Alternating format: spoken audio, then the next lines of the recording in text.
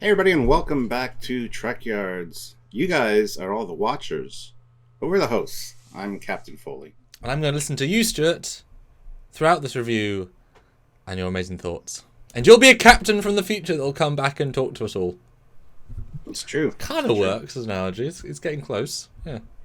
And Kongs. So yeah, we're talking about episode 4 of season 2 of Picard called just Watcher. Really eager to hear what you think. This episode was good. I really didn't like the fact that they recast Guinan. I gotta say that right off the hop. And the whole kind of most of the episode, you're thinking, oh no, she's not the Watcher, is she? She says twice she's not the Watcher. We find out we got to talk to the supervisor, and guess what? It's one of Gary Seven's crew because he was a supervisor first class in Assignment Earth. The little portal that they use to go out is exactly like his portal, with the smoke and the. So I mean, that's great. They're tying that in. They even explain that they're like guardian angels who are assigned around the galaxy. Didn't even get that, so that's exciting. Yeah, to protect the destinies of certain individuals. So a lot of people were right, and even another red herring like Laris, but not Laris because she's not Romulan. I wonder if they're just putting. Didn't get that either. Projection. Yeah, I didn't see the ear. Didn't notice the ears. So yeah, no round ears. So I wonder if she's just putting on a projection to somebody that Picard knows. But anyway, yeah, I thought the episode was fun. It was good. They didn't spend too much time on the, the immigration stuff or even the police chase was a little long. I kind of liked the way that all worked out too, with the Borg Queen helping to fix that, and then basically Jurati turning her back on and kind of breaking their deal a little bit, which it's not gonna be bode well for the Queen helping later unless there's an actual hookup, I think. But although I feel like the Queen's going to respect her more for double crossing, because that's what she would do. Oh, maybe, yeah. Oof, impress me even more by not sticking to humans and their trust. Yeah. So otherwise, I thought it was a good episode. Again, well paced, well done. The one thing that concerns me a little bit is the whole Time Arrow thing. She's already met Picard, and she didn't recognize him, she recognized the name, I guess, when he said his name. But yeah, there's a few little hiccups here and there, and I don't like the recasting. I thought that was a bad move. But yeah, tying into like the Gary Seven kind of storyline as well was really cool. So I enjoyed it, and I'm looking forward to Duquesne still showing up. There could still be time cop things going on because we know that actor is in it, so that's not written off at this point. But as a whole, and Kirk Thatcher was back as the punk on the bus. That was hilarious. I've met him a few times at Wonderfest, so it was great to see him back. He's a really nice guy. And the whole grabbing his neck like, oh yeah, I'll turn this down, it's fine. It was fantastic. So, but anyway, yes, I liked it. How about you? So I thought it was okay. I didn't get the Gary Seven thing, so I'll discuss my thoughts before that revelation here. What I'm taking from this show now is that the stuff I enjoyed in episode 1 and 2 is kind of being removed piece by piece, because there's not too much in this episode I particularly enjoyed for what I want to watch in a show like this. Like, it was fine, but what was impressing us in the first two just wasn't really here anymore. Maybe not some of the mistakes of season 1, but Guinan was a big letdown in most ways for me, so that was already a step down. The Laris thing was a big step down. The lack of it just wasn't particularly interesting for me. I just rewatched Time's Arrows, her scenes before this, because obviously that's a big canon thing.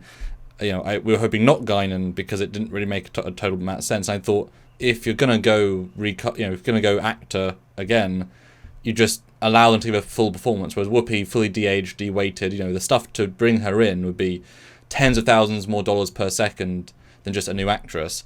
But I don't think the actress really harnessed or felt like Guinan. I didn't get any Guinan vibes in particular, and it was extremely social political. That was very in your face. It wasn't very layered. It was just, here you go.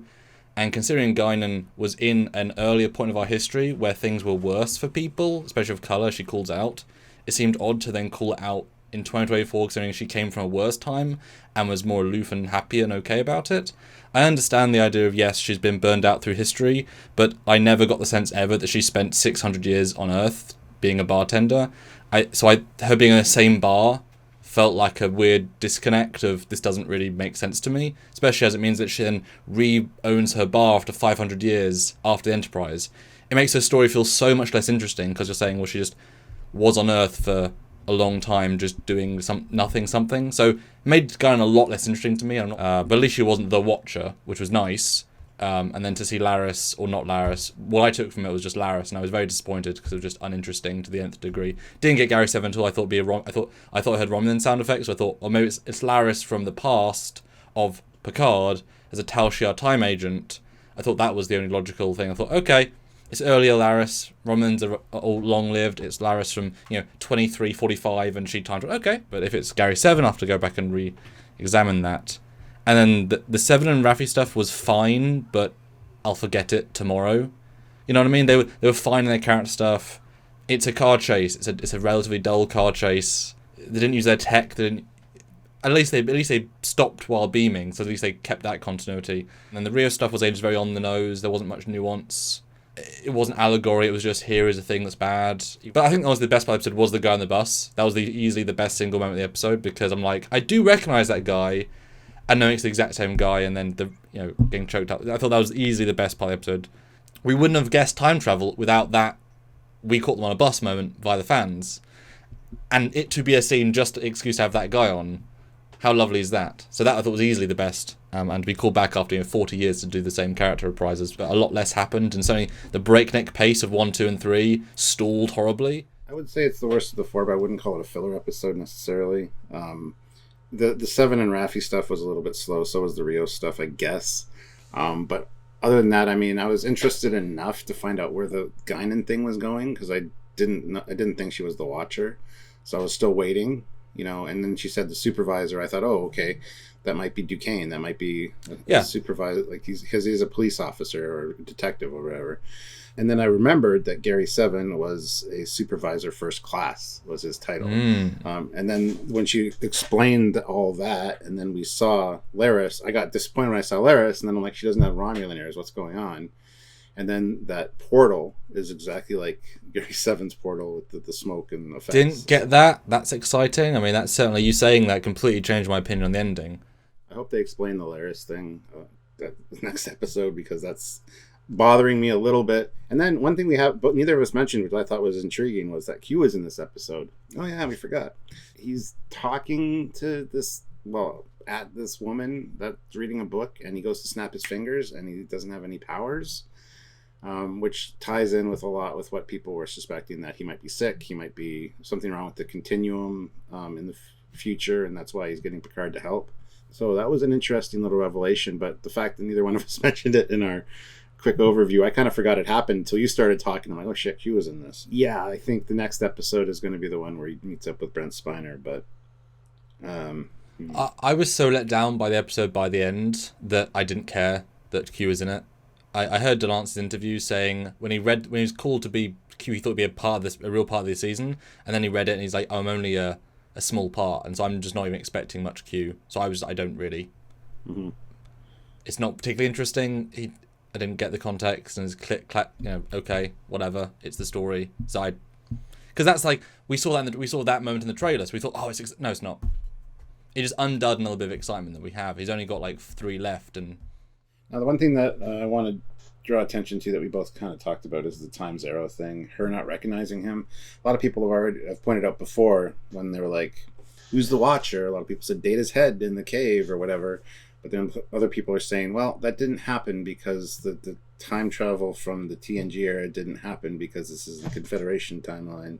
So that wouldn't have necessarily been a thing. So maybe this Picard didn't go back and meet Guinan. But that's not really how temporal things work necessarily, considering nothing's been altered in this timeline yet. It is very odd that they didn't even address her different appearance, because when they addressed Whoopi Goldberg's older appearance, that seemed odd to me, because, I mean, Picard sort of says Guinan as if he doesn't know who she is, visually, but he met her 400 years ago.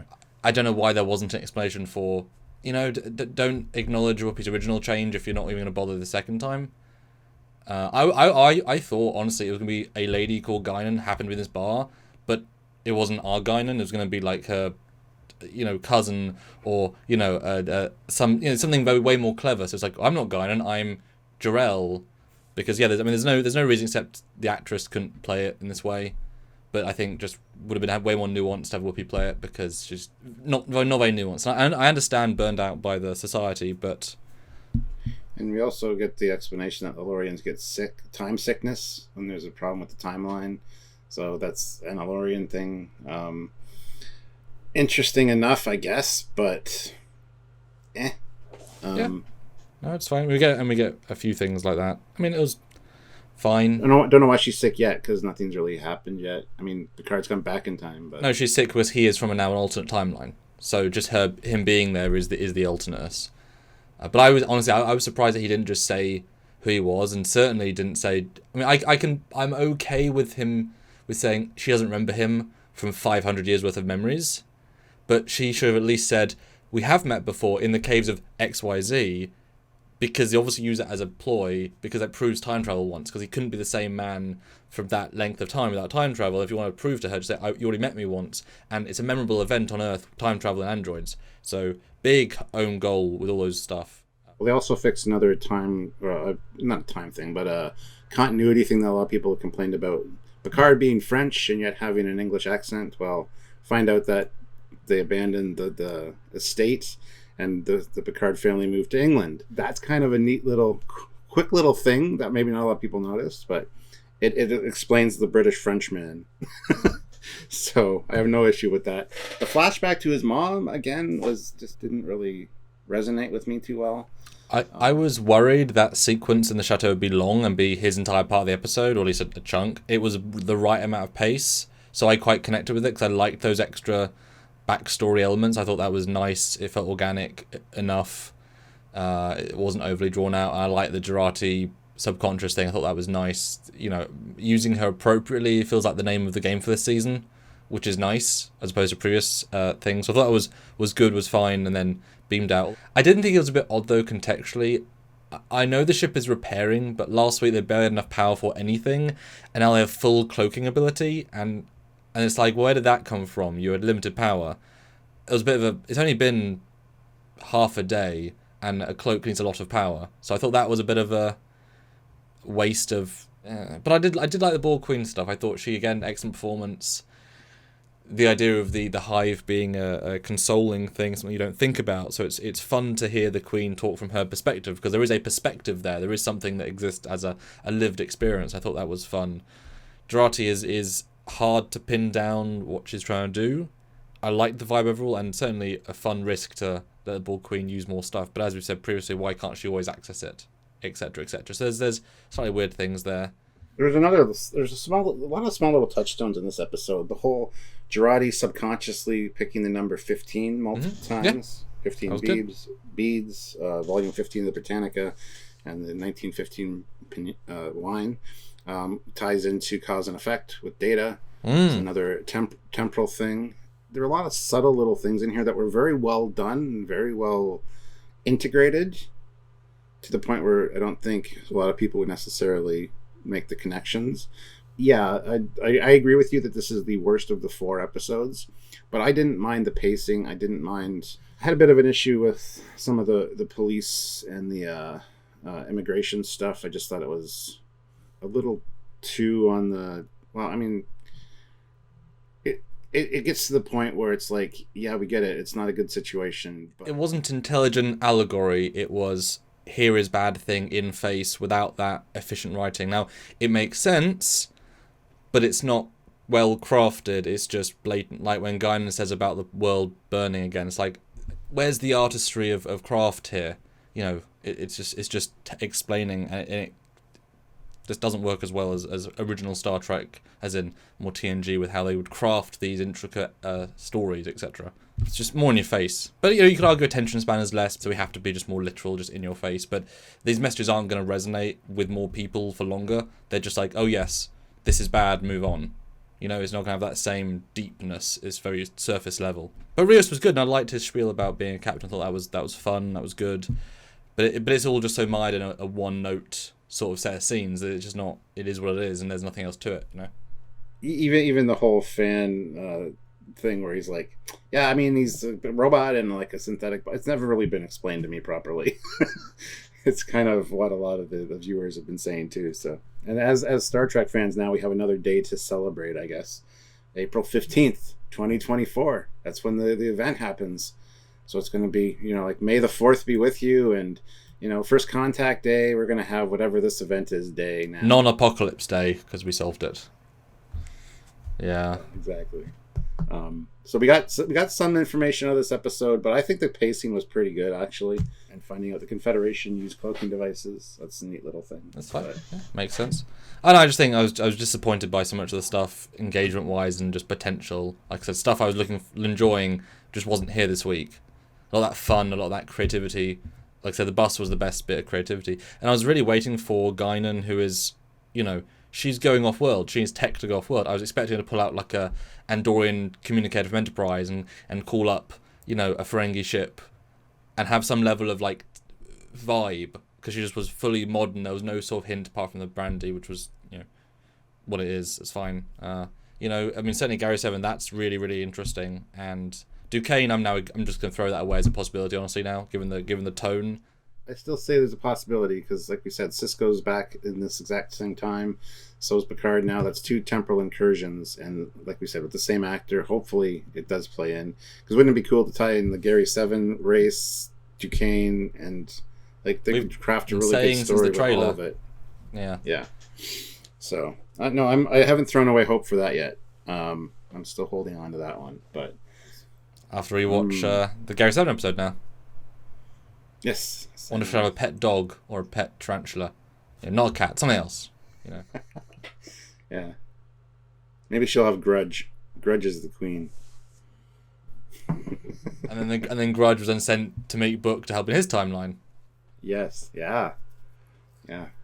I wouldn't even be against that. That'd be quite cute, actually. And that's why he hates Hollows. Or she hates Hollows, Grudge, because she knows this tech is important for future events to have anti-holographic thing. Dear me. Yeah, okay. What an intricate web we weave.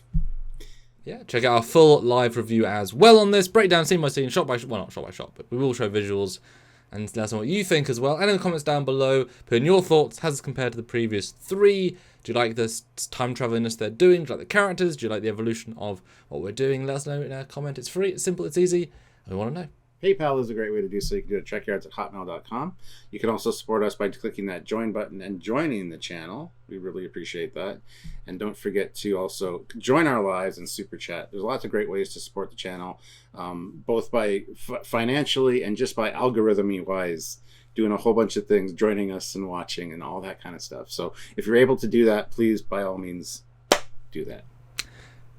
Yeah, the free ways to subscribe, though. Bell notification. Press it. Press that button. We'll see you next time. Until then, he's Captain Foley. I am. He's Commander Cockins. I am. Bye, guys. See you guys.